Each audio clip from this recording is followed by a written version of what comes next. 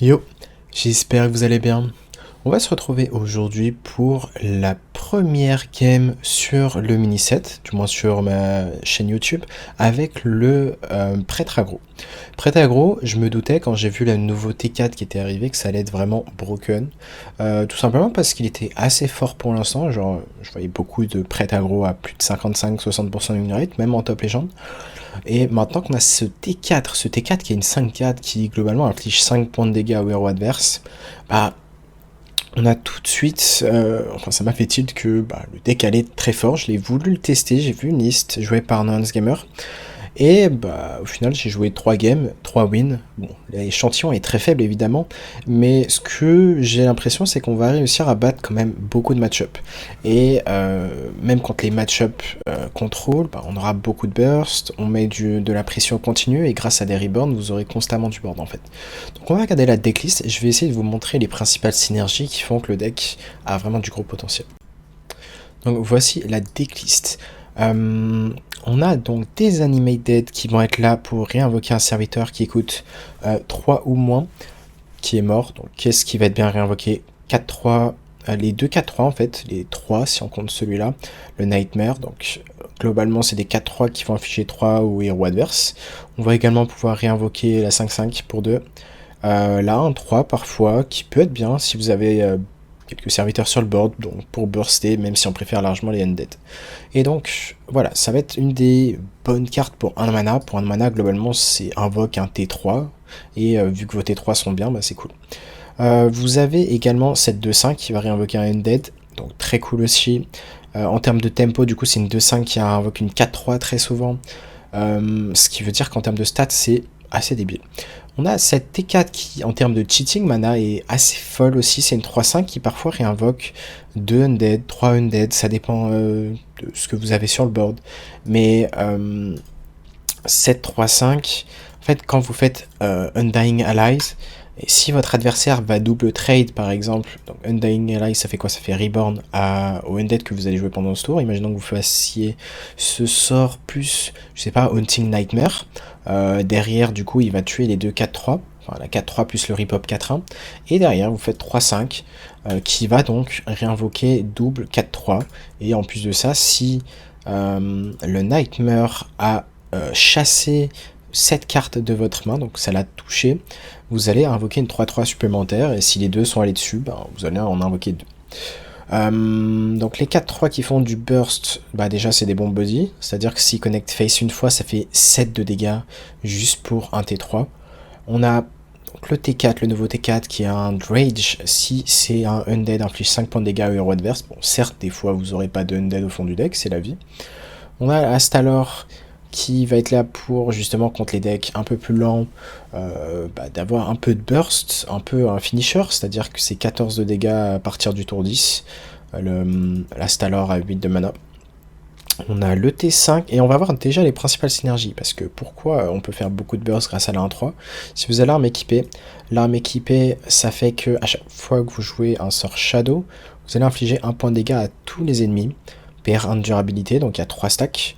Vous allez donc facilement pouvoir jouer le sort à 4 qui coûtera 1 quand Le sort à 4 qui coûtera 1 quand un undead sera mort avant votre dernier tour, en gros. Enfin, après votre dernier tour. Ça veut dire que pour 1 mana, vous allez jouer un sort de Shadow. Pour 0 mana, vous avez un autre sort de Shadow. Et du coup, grâce au 1-3, imaginons que vous ayez double 1-3, on va dire un setup comme ça, double 1-3 sur le board. Vous jouez 3 sorts de Shadow, parce que vous avez exactement Grave Digging, et je sais pas, on va dire Shadow Ward Undef, le sort à 5 qui fait du burst. 2 fois, si vous avez un Undead qui était mort le tour d'avant, ça va faire 2 plus 2, plus le 1 de tick, donc ça fait 5 de dégâts à juste le sort à 5, sauf que vous avez double 1-3. Double 1-3, ça veut dire que chaque tick va non pas faire 2, mais 4, donc 4 plus 4, plus le tick de ça, qui va non pas faire 1 mais 3, donc ça va faire 4 plus 4 plus 3, donc 11 de dégâts, juste grâce à ça. Et les deux sorts que vous allez jouer, donc imaginons que les Grave Digging, eh bien vous jouez les deux, ça va faire donc 1 plus 1, donc les deux joués, sauf que ça dit quoi? Ça dit que ça inflige un dégât supplémentaire, donc 3 plus 3, Donc là, vous pouvez facilement monter à beaucoup de bursts en fait. Vous faites de 1 une AOE, donc vous pouvez reprendre le board contre des decks aggro, et de 2 beaucoup de dégâts, sachant que vous aurez déjà infligé beaucoup de dégâts au préalable grâce aux cartes comme Spirit, le zombie à 3, et voilà. Donc on a fait le tour de l'analyse du Dex, normalement c'était assez concis, et maintenant ce qui est l'équipe Mulligan, vous allez garder la 1-3, dans les match-up aggro, vous pouvez garder l'arme. La 5-4 pour 2 est très bien à garder, pourquoi? Parce que si elle meurt, on n'est pas si mécontent. 4-3, vous pouvez garder la Nightmare, parce qu'en termes de body, c'est vraiment pas mal. C'est meilleur T3 à garder d'ailleurs, mais ça se considère vraiment de garder Spirit si vous avez la curve T1, T2, T3.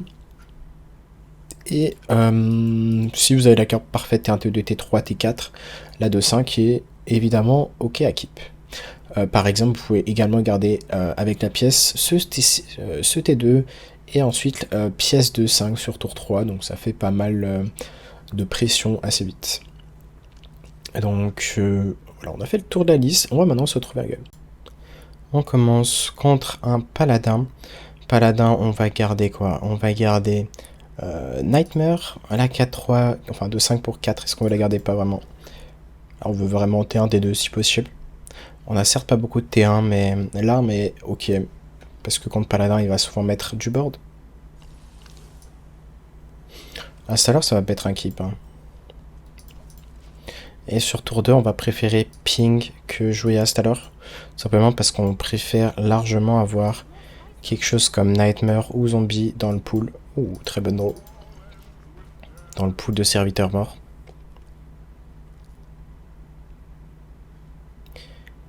Ok, il va pas pièce buff, ce qui est une bonne chose, sinon il y aurait eu un grand value trade qui aurait été très chiant.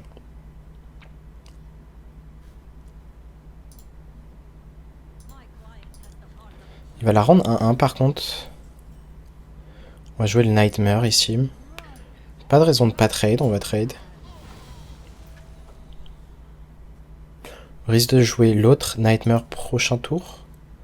Et en vrai, si ce Nightmare là meurt, c'est mieux si on arrive à le réinvoquer. On le préfère à la 5-5. Surtout dans ce genre de match-up. Et typiquement, bah, vu que c'est un match-up aggro, on aurait aimé avoir l'arme. Ici, ça n'a pas été le cas. Et ici, je pense que on va pas jouer les Animate Dead. Pourquoi? Parce qu'une 5-5 qui s'empale dans une 1-1, ça accomplit pas grand-chose. On va vraiment attendre que ces 4-3 meurent pour les jouer. Et comme ça, en plus de ça, si on top deck l'arme, on aura 2 sorts de Shadow, donc on va faire une AOE à 2... Enfin, AOE à 1 de dégâts 2 fois. Voilà, une très grosse sortie. Il va pas trade. Si on top deck l'arme, on peut gagner sur le spot. Et c'est peut-être le seul top deck d'ailleurs. Dommage, ça ne nous fera pas gagner ici. Du coup, qu'est-ce qu'on fait ici? On va juste faire ça sur la 5-3. La ping.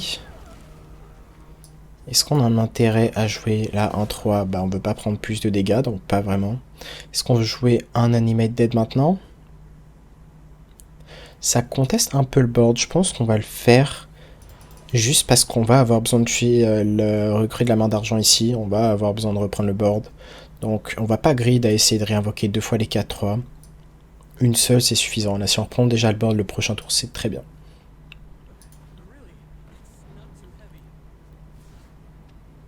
Donc ouais, quand l'aide match-up lent, cette 5-5 pour 2, c'est souvent 5 de dégâts face pour 2 de mana, donc c'est vraiment cool.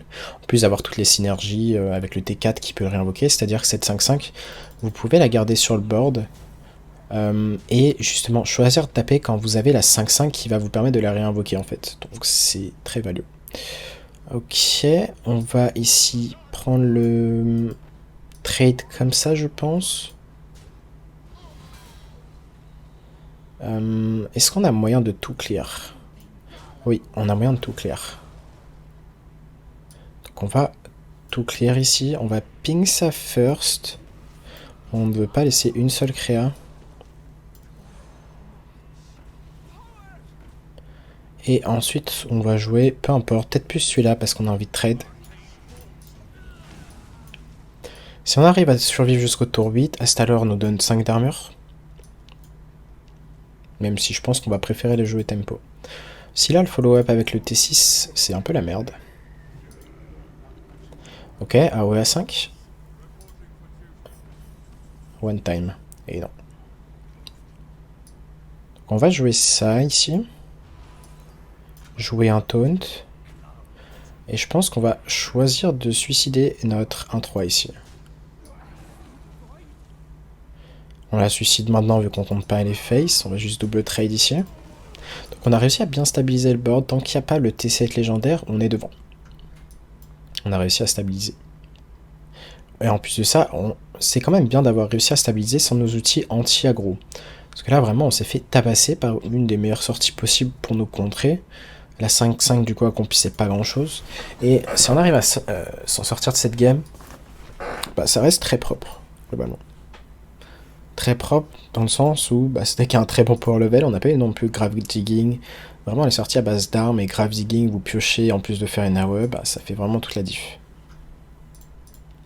Mais en tout cas, vu que j'avais jamais joué le deck avant, enfin, j'avais peut-être testé un petit peu, bah, c'est quand même très plaisant de jouer vu que ça change un peu. Enfin, c'est bien d'avoir un peu le retour d'aggro.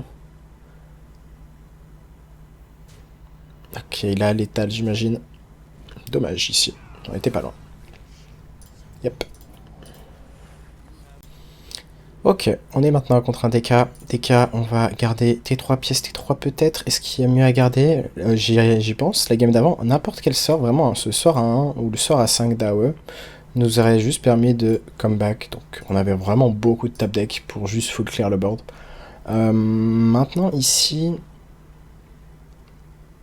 est-ce que T3 c'est bien?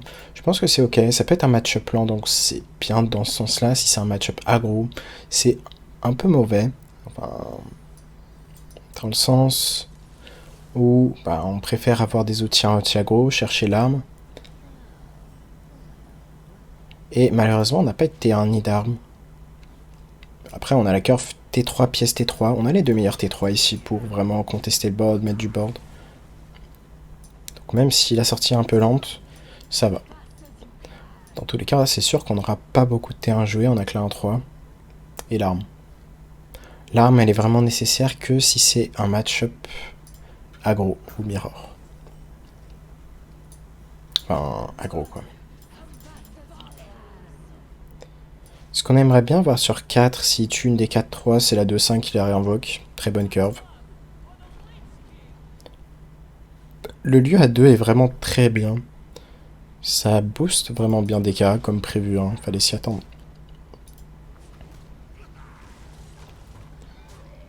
On va devoir ping cette carte, j'imagine. Ok, c'est très bien que ça soit allé là-dessus. C'est très bien d'avoir eu Animated ici. On va ping ça, pas de raison de trade. On va face, la 2-3 conteste rien. Et s'il fait une AOE, on a la 3-5 qui va réinvoquer tout. En termes de pression, c'est pas mal.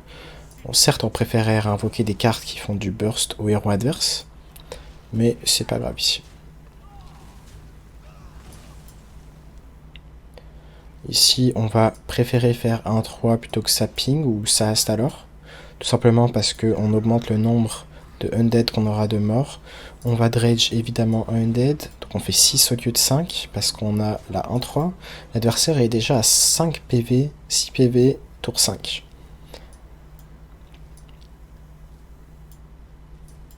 Autant vous dire que compliqué pour lui. Est-ce qu'il peut jouer une AOE à ce stade? Je crois pas. Si jamais je joue sur serveur Europe ici, donc sur serveur Amérique, je suis encore top 25. J'ai pas rejoué depuis le mini set, mais j'attends vraiment de voir quels decks sont des bons decks tryhard avant de m'y mettre. Ok. Est-ce qu'on va trade ici? Je pense pas. Je pense qu'on va juste prendre le trade et jouer ça. On va value le ping parce que dans tous les cas, s'il a une AOE, bah il va tout tuer, donc ça sert à rien de pas value ping ici.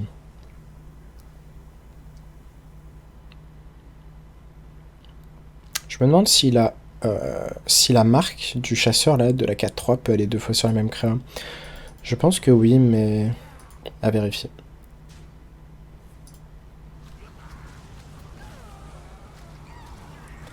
Donc c'est un full clear. On va donc Rage ici en espérant avoir un Undead au fond du deck. On n'a pas d'Undead malheureusement. Ça peut arriver, on s'en doutait, hein, il y avait peu de chances d'en trouver un. Maintenant, est-ce qu'on préfère piocher maintenant? Je pense que oui. Pourquoi on préfère piocher maintenant? Parce que... Parce qu'on a quand même envie de ne pas blanc.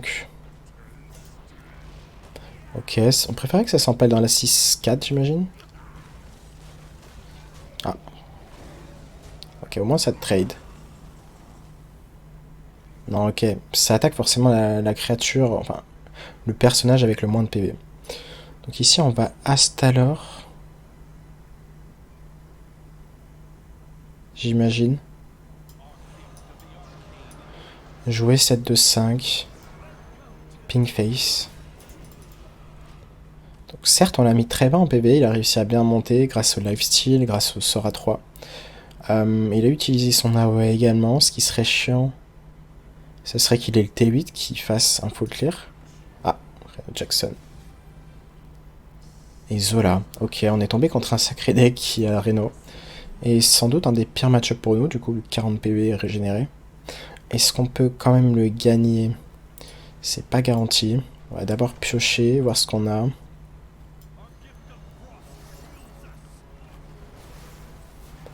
Je pense que je joue cette 5-4 pour optimiser le ping.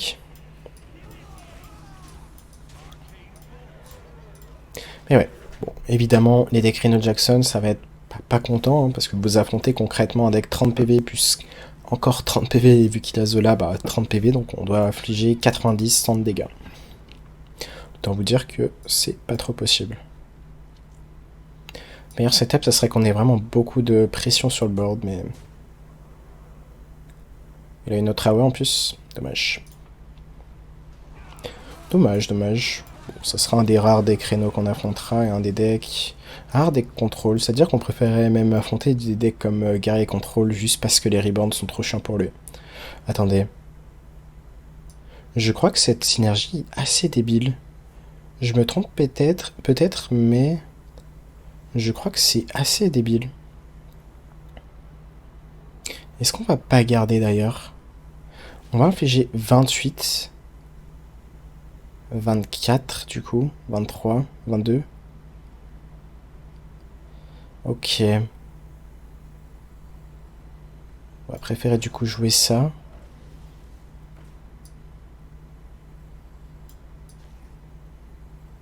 On préfère jouer ça, j'imagine. Pink Face. Il va pas s'attendre à mourir et là on peut vraiment lui faire 28 dégâts de la main.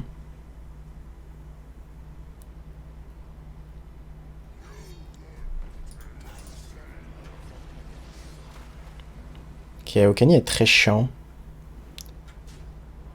Très chiant ici. Qu'est-ce qu'on a envie de buffer ici? Sûrement ça. Comme ça on ping ça. On prend tranquillement le trade ici. On va juste jouer 4-3. Autant jouer celle-là. Et on reste comme ça. Donc là, vraiment, on va le mettre en pression constante. Mais c'est vrai que j'y ai pas pensé à cette synergie totalement broken contre les decks justement qui ont beaucoup de PV. C'est-à-dire que là, il va pas se sentir en danger. Donc il risque pas de Reno Jackson. Et du coup, il va mourir. C'est ce qui risque de se passer là. Parce que même s'il faisait Reno Jackson sur le spot, bah, je crois qu'il est mort. Parce qu'on a énormément de dégâts. Ok. Il doit tuer la... Ouais, c'est ça. Et du coup, on a l'étal, c'est ça? Ok, c'est absurde. On vient de battre un deck qui avait potentiellement 90 PV grâce à Astalor, donc ok. Astalor, vous voyez sa pertinence en image dans le deck, clairement. Ça rend le deck broken. Et imaginons que vous avez affronté un guerrier contrôle, que vous ne soyez pas fait post les 1-3.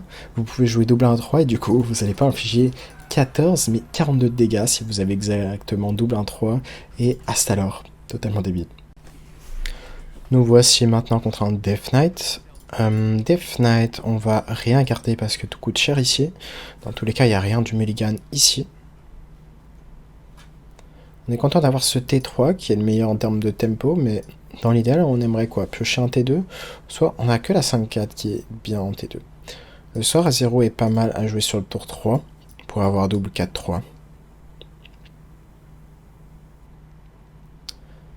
Et en soi, à gros, je pense vraiment que ce match-up est gagnable.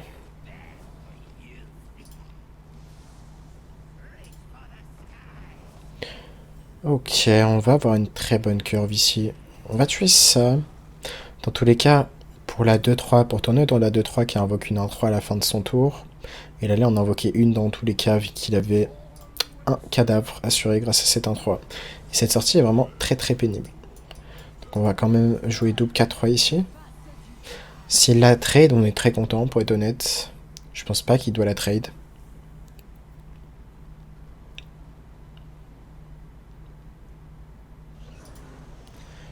Ouais, je pense que ça pourrait juste lui faire perdre la game s'il trade cette 4-3.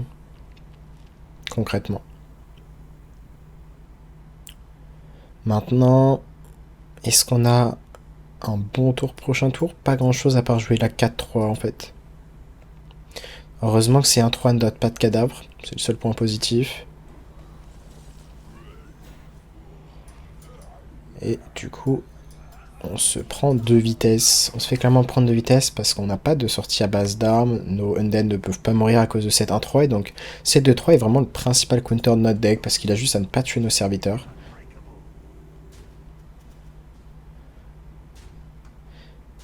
Ok, au moins il a plus de cadavres. C'est le point positif. Et grâce à ce magnifique deck, on a un full clear. Et donc c'est comme ça qu'on peut comeback contre des match-up aggro.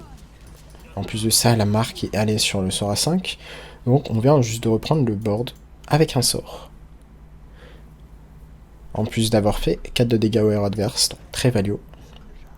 Là on va pouvoir prendre le trade. Grave Digging x2, si la marque hit un des Grave Digging, bah on invoque une 4-3 en plus. Donc c'est très cool. Ok, il va chercher du heal et il a dépensé des cadavres. On est content qu'il dépense des cadavres. Ça veut dire que le T8 qui met des 1-1 rush va en jouer moins. Donc là, on va trade ici. On a hit Grave Digging, ce qui est parfait. Ok, est-ce qu'on préfère Grave Digging à nouveau ou jouer cette 1-3? Je pense qu'on va plutôt choisir l'option agressive, jouer la 1-3. Et déjà rentrer 2 dégâts de plus. Et c'est potentiellement un setup pétale ici. On a 4, 5, 9, 13, 15. 15 plus 5, 20. Le ping, 23. Et potentiellement 6 de dégâts avec ça. Yep. Il faut un undead au fond du deck. Ou top deck ça marche aussi. Mais faisons beaucoup de dégâts grâce à ça.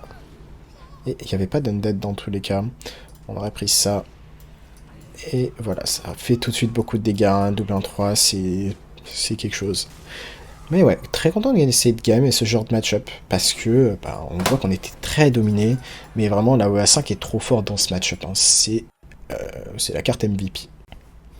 On affronte maintenant un voleur. Est-ce qu'on s'attend à un voleur plutôt aggro? Est-ce que l'arme peut être pertinente? On n'a pas beaucoup de terrain, donc je pense que c'est pas dérangeant de garder l'arme sur tour 1. Maintenant, est-ce qu'on veut garder la 2-5? Je suis pas sûr. Je pense qu'on préfère largement garder juste l'arme à 1, la 4-3. Est-ce qu'on va préférer maintenant pièce 4-3 sur 2 ou jouer la 5-5 on-curve? Si on joue la 5-5 on-curve, on va sûrement lui donner plus d'attaque. Le tour suivant, à voir.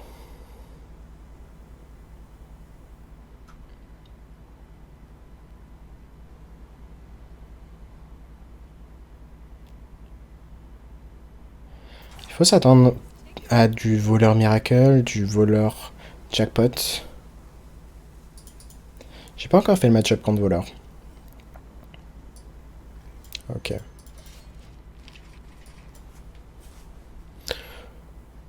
Vu le top deck, je pense qu'on préfère pièce la 4-3. Si elle stick sur le board au tour 3, on va du coup faire cathédrale. Si elle ne stick pas et qu'elle est tuée, on fait Animate Dead et 5-5. Ok, elle vient de stick. Est-ce qu'on préfère jouer le top deck ici? Je pense que c'est Nova de piocher le plus tôt possible. Le fait que cette carte n'ait pas 3 mais 4 PV, ça fait toute la différence parce que ça devient plus dur à tuer. Ça lui oblige d'avoir une combinaison de 2 cartes.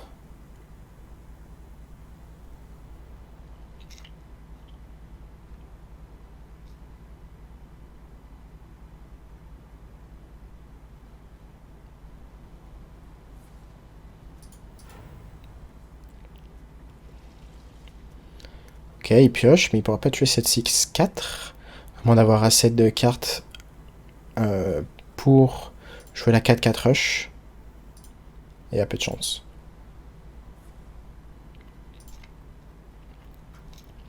Donc là, même s'il va pouvoir faire un très gros tour au tour 5, et encore c'est pas dit, bah, il y a peu de chances qu'il setup létal, et nous on aura potentiellement un setup létal assez tôt. Donc là on va voir ce qu'on préfère faire prochain tour. Parfois on fait juste la 5-5 ping prochain tour, pour vraiment value le ping tous les tours. Ok, avec ce top deck, on va changer nos plans. Faire 7-5-4, Rage, malheureusement on n'a pas touché de Undead. Et ça peut faire toute la différence ici. On va prendre Animate Dead, pourquoi? Parce que on peut Animate Dead 4-3, ce qui fait un setup létal, enfin un setup de 9 de dégâts. Et s'il les tue pas, bah, ça fait plus de dégâts concrètement. Inflige 1 j'imagine. Bon, il va peut-être pas tuer 7-6-4, on verra. Je pense que si quand même, mais... En tout cas, on pourra jouer Grave Digging, faire un burst à tout le monde, on pourra jouer ça à tout moment. Et c'est vrai que je ne l'ai pas cité, mais la synergie principale de la 5-5, c'est de la silence en fait. Pour qu'elle ne meure pas quand elle attaque, tout simplement.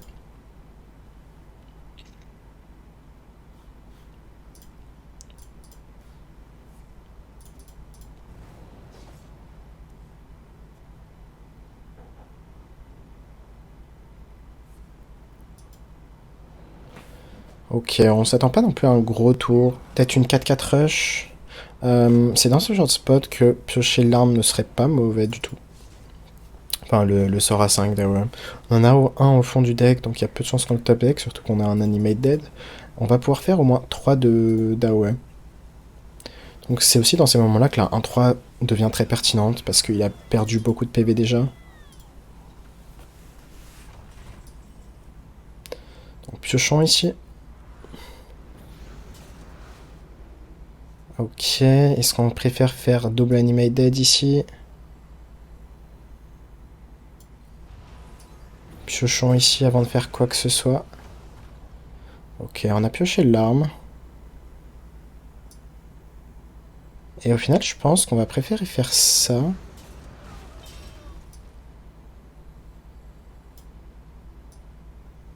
Ça. Et silence note 4-3. J'imagine qu'il est obligé de trade ici. Il s'étape potentiellement pas l'étal en deux.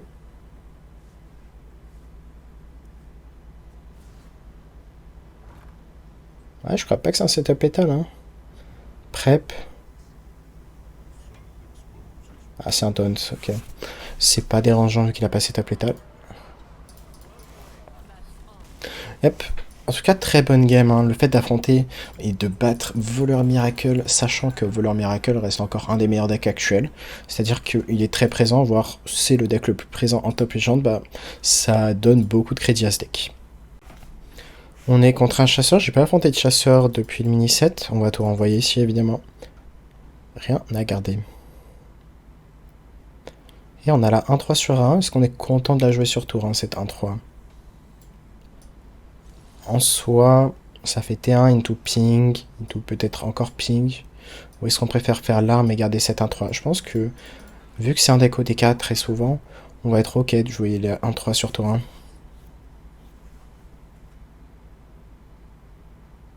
Pièce, j'imagine qu'il veut pièce T2.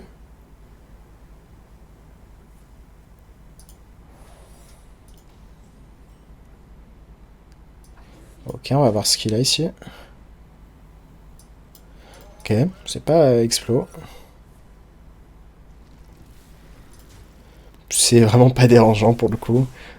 La 5-5 c'était le meilleur top deck ici parce que du coup son secret fait absolument rien vu que notre créa va mourir quand elle attaquera. Sauf si on avait silence, mais...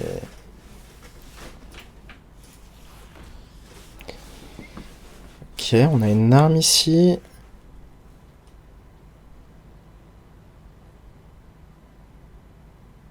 Je pense qu'on va faire ça, zombie. Est-ce qu'on a envie de trade ou rentrer ces dégâts face? C'est énormément de dégâts quand même.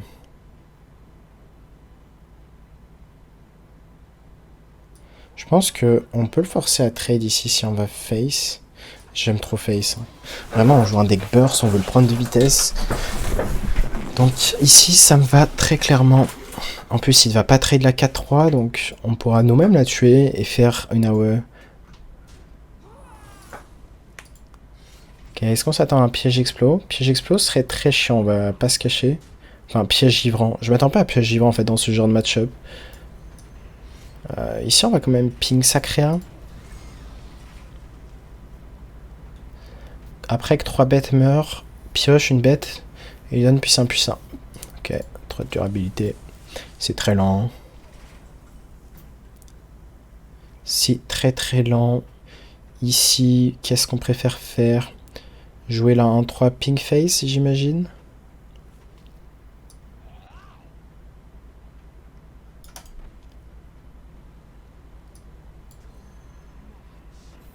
Ok, il a encore ce secret. Ok, la synergie est intéressante par contre.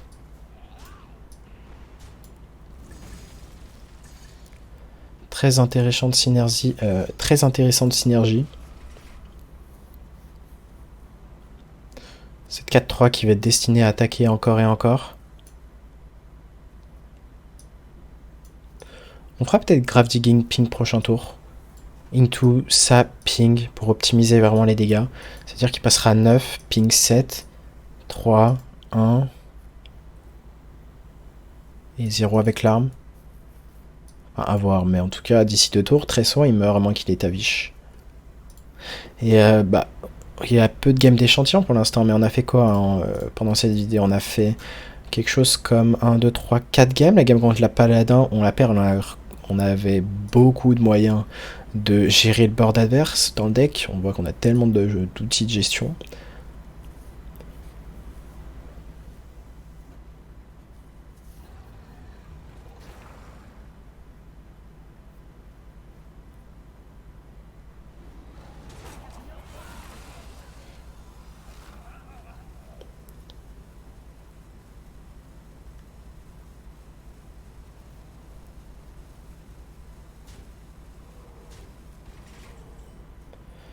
Ok, bah du coup il est mort.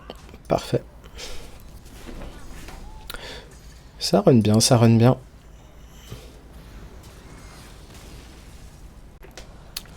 Death Knight, un troisième Death Knight, peut-être qu'on va finir par un Death Knight Frost.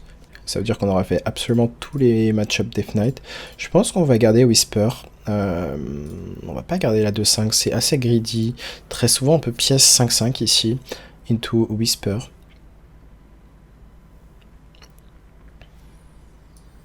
Malheureusement on ne pourra pas lui donner Undead et le silence.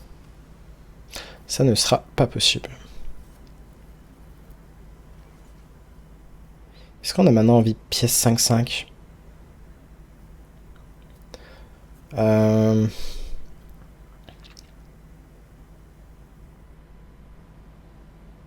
suis même pas sûr au final.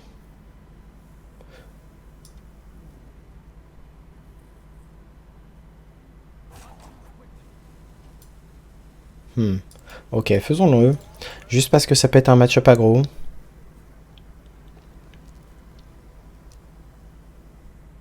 Et on peut top deck la deuxième 5-5. Si on top deck la 1-3... Ok, très bon top deck. Je pense qu'on va le faire, ça a pas l'air d'être un match-up aggro. On fait ça et ensuite on joue l'arme parce qu'on veut vraiment garder les stacks de cette arme pour l'attendante. Ça me paraît plus pertinent. C'est pas facile pour lui de tuer une 5-5 sur 3, à moins qu'il ait asphyxiate. Très chiant. Très chiant, mais c'est pas grave, on peut l'avoir. On peut l'avoir sur le long terme. On a très bien vu qu'avec Astalor, On peut faire énormément de dégâts. Donc je me fais pas trop de soucis. On va faire ça, on va la buffer. On a un Animate Dead qui invoque une 5-5.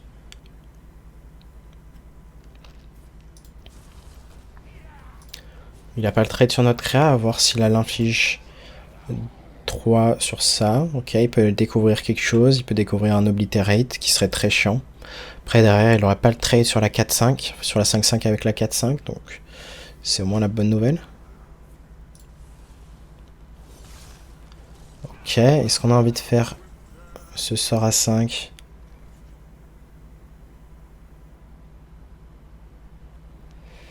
Je pense pas. Ici, on va juste jouer ça, espérer avoir un Undead au fond du deck. C'est le cas. On va dredge celui-ci. Merde, je voulais jouer ça. Ok, my bad pour l'order. Du coup, on jouera ça plus tard. Et on va évidemment face avec ça. Est-ce qu'on face maintenant? Je pense que oui. Si jamais il a Naoe, c'est très con de ne pas avoir rentré ses 5 de dégâts.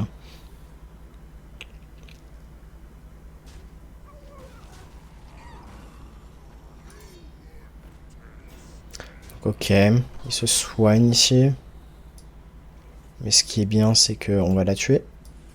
Pouvoir jouer cette 4-3. Piocher, espérer piocher un Undead, ça serait les nuts. Dommage. Est-ce qu'on value le pink? Pourquoi ici je vais préférer faire ça?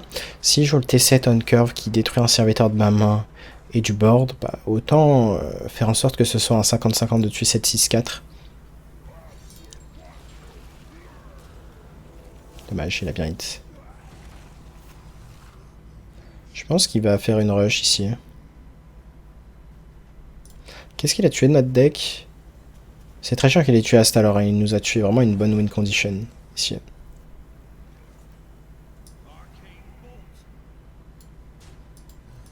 On va jouer ça, ping face. Après, s'il a pas de heal, bah, létal. Hein.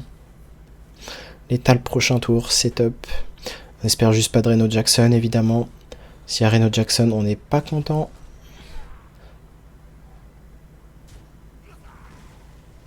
Lifesteal, il va passer à 8, 10, 9, 8, 7, 6. Je crois qu'on a exact létal. Yep, c'était close, c'était close.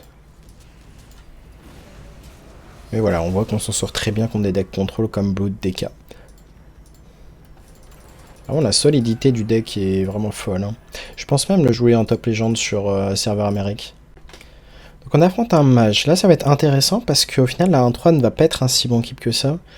Dans le sens où si l'adversaire joue du board, ce qui est possible, hein, ça peut être très bien un mage aggro, ça va pas être pertinent de jouer cette 1-3, on va préférer la garder pour plus tard. La 3-5 peut faire sens maintenant.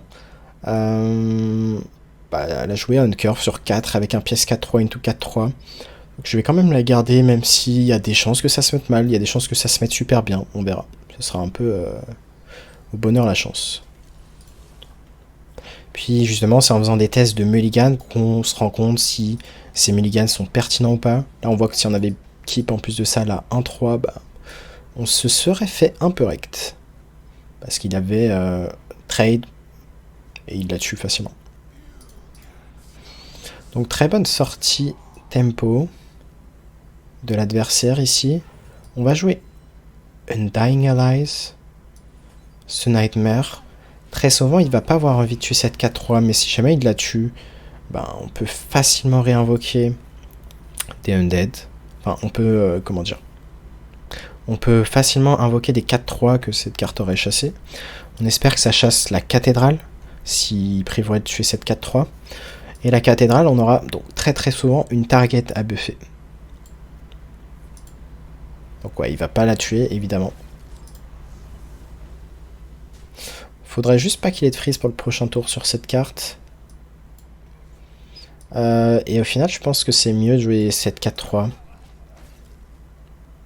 Pourquoi? Parce que on veut s'assurer qu'un Undead meurt, s'assurer d'avoir le maximum d'Undead à réinvoquer avec la 3-5, et du coup que notre keep soit pertinent. Il faut être logique dans notre keep, pourquoi on a gardé cette 3-5. Sinon, ça veut dire qu'on aura une carte morte, concrètement.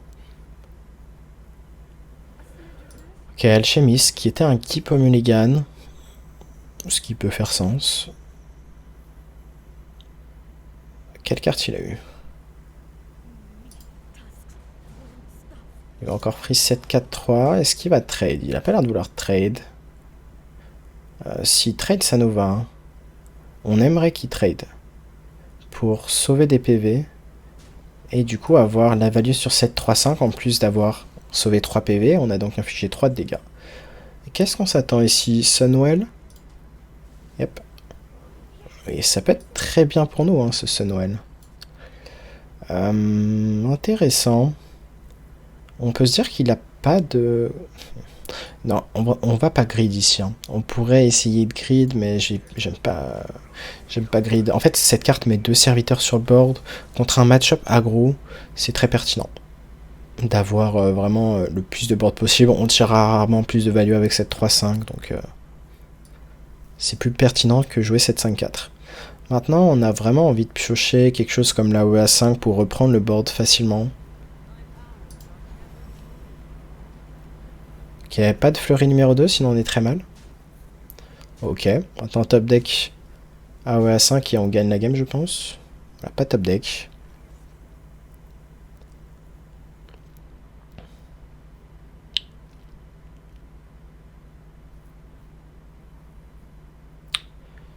Ok.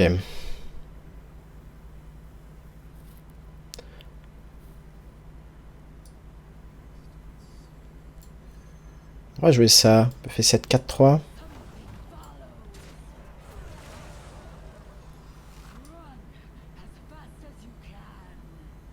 Jouer 7 cartes. Est-ce qu'on veut Animate Dead? On pourrait Animate Dead sur le spot. Ça me choque pas. Trade quand même. 7-2-2. Essayer de s'acheter un peu des PV. 7-4-3 va toujours face.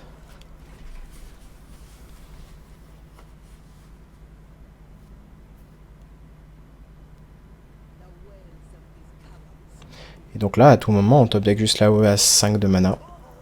Pour vraiment reprendre le board. Hein. C'est vraiment comme si le deck en face était un sursis et quand le sort est pioché, bah c'est fini. Il a perdu. Il y a du burst sur cette 2-3. Et ça va, il a pas de burst. Il n'y a pas de sort de burst apparemment. Il a ça, il a ça. Il va commencer à avoir énormément de burst. On espère qu'il ne top deck pas de serviteur pas cher qui nous tuerait. Est-ce qu'on peut piocher un sort shadow? Parce que là, on est juste en train de se faire tabasser. On n'a pas pioché de sort shadow.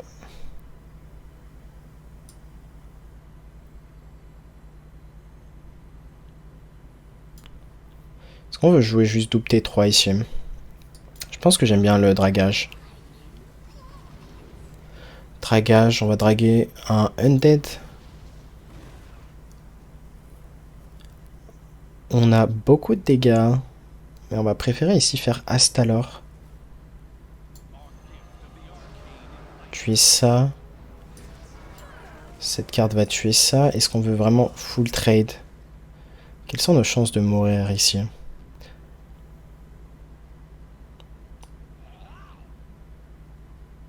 Je pense que le winning play c'est d'aller face. Hein. Ça c'est un sort de frost, ça peut être n'importe quoi. Il a 2, 4, 6, 8, 9, 10, 11, 12, 13. Ok, on est juste mort si on double trade pas en fait. Ouais. Malheureusement, ça se joue au fait de ne pas avoir d'AOE, de ne pas avoir un Whisper qui aurait permis de vraiment clear les petites 1-1 qui nous ont bien smork. Donc ça joue vraiment à pas grand chose. Ouais, il a pioché en plus de ça un serviteur pas cher. Il aurait pu top des 15 spells du coup qui nous aurait sauvé. Donc ça joue vraiment à pas grand chose quand on perd les games. Hein. Vraiment quand le paladin, les mirrors d'aggro, c'est juste on le roule un peu nos gestions de board. Donc voilà, on aura fait une très bonne session, pas mal de games en tout cas. J'espère que vous avez aimé la vidéo sur ce deck. Et je vous dirai à très bientôt pour une prochaine vidéo. Je vais essayer d'enchaîner pas mal vu que là bah, c'est nouvelle méta un petit peu grâce au mini set. Donc ça va être cool. Allez, je vous dis à très bientôt pour une nouvelle vidéo et tchuss.